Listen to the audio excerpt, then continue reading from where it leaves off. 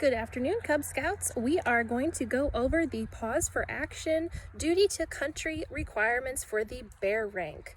So the first thing that we're going to do is I'm going to show you a couple videos about the nation's flag and the Pledge of Allegiance. Also, you're supposed to display the flag in your home for 30 days. That is the very first requirement, plus you have to do 2 others between requirements 2 through 4.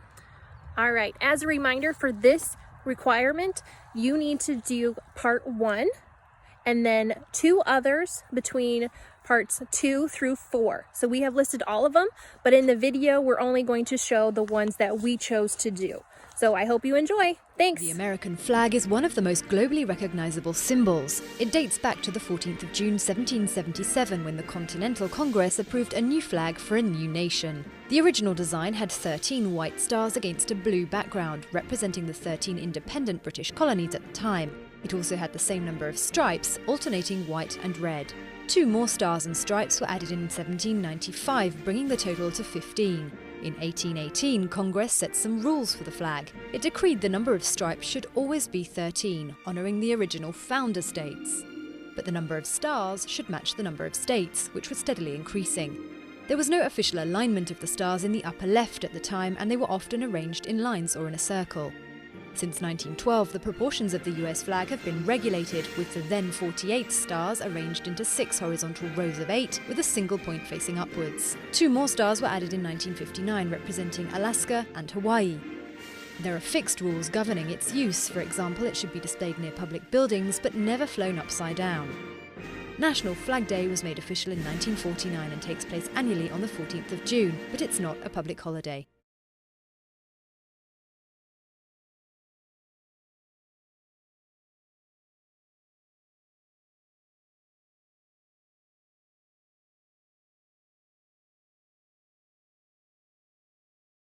I pledge allegiance to the flag of the United States of America and to the republic for which it stands, one nation, under God, indivisible, with liberty and justice for all. In 1942, the U.S. Congress formally adopted the pledge, and it now opens countless school days, legislative sessions, and of course, scout meetings across the country. I pledge allegiance. I promise to be loyal to the flag, to the symbol of our country, of the United States of America, each state that has joined our country, and to the republic, to a country where people choose others to make laws for them, for which it stands. The flag stands for our country. One nation, a single country, under God, most of the people believe in, indivisible. The country cannot be split into parts. With liberty and justice, with freedom and fairness, for all, for each person in the country. I pledge allegiance to the flag of the United States of America and to the republic for which it stands, one nation under God, indivisible, with liberty and justice for all.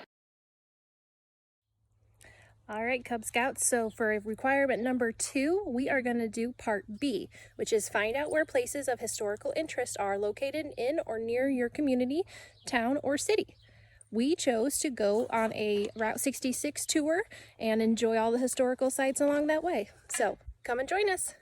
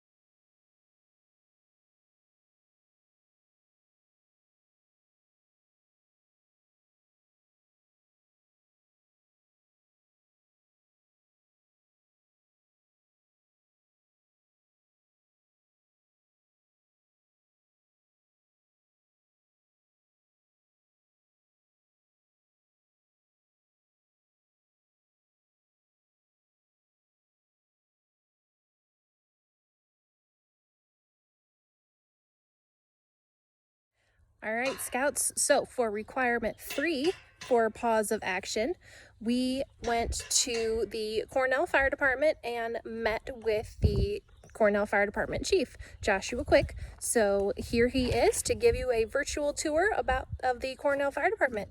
Thanks. Hello everyone, I'm Joshua Quick with Cornell Fire Department. We're a rural fire district that supports EMS and rescue for accidents. We are strictly a volunteer department. We have nobody to man the station, so we come up all hours of the night when our pager goes off. We have 4 trucks in our firehouse. We have our tanker, which is our big main truck for a rural district to be able to get water to fire calls. We have our brush truck, which is for fighting field fires, and we use it also for EMS, has all of our EMS equipment in it. We have our old engine in the back.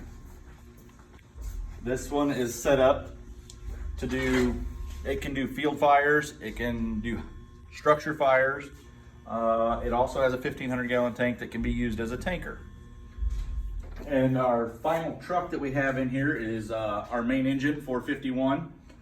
This runs to all structure fires that we have. It has our auto extrication equipment on it. It is also set up to run as an EMS unit for us.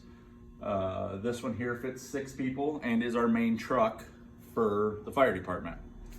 A couple little things we have back here. We have a 6x6 Ranger to help with rescues and field fires. It's been used in search and rescues and many other things. We also do have a rescue boat for the 15 miles of water that we have in our district.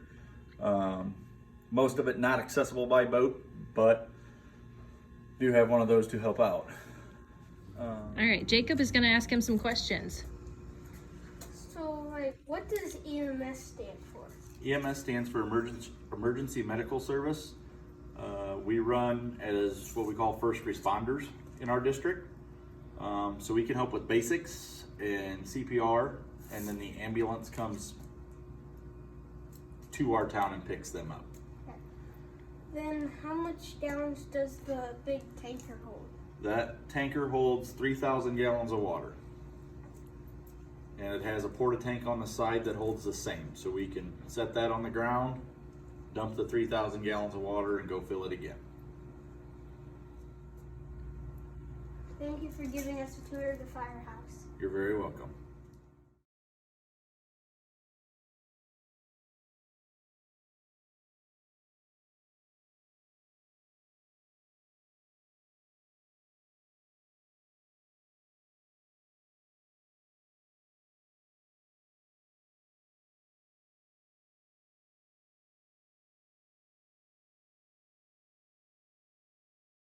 So part B of requirement number 3 is make a list of emergency numbers and discuss with your family where the list needs to be kept. And then you need to talk with your family about the people who could help if a parent's not available. So like a neighbor or a family friend, if you have a phone at home, that way you can get a hold of them if anything needs to happen.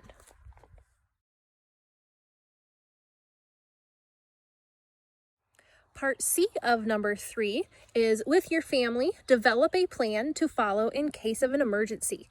Practice and plan at least 3 times. Your family can determine the emergency, or you can develop several plans. When did you practice? Requirement option number 4 is do at least one of the following. A, do a cleanup project that benefits your community. List what the project was, and don't forget to tell your den leader about your project so you can get your service hours. Part B is participate in a patriotic community parade or other civic event that honors our country, and tell us what the event was. All right, as a reminder for this requirement, you need to do part 1 and then 2 others between parts 2 through 4. Good job, Scouts. You have just completed Paws for Action, Duty to Country. Bear requirement.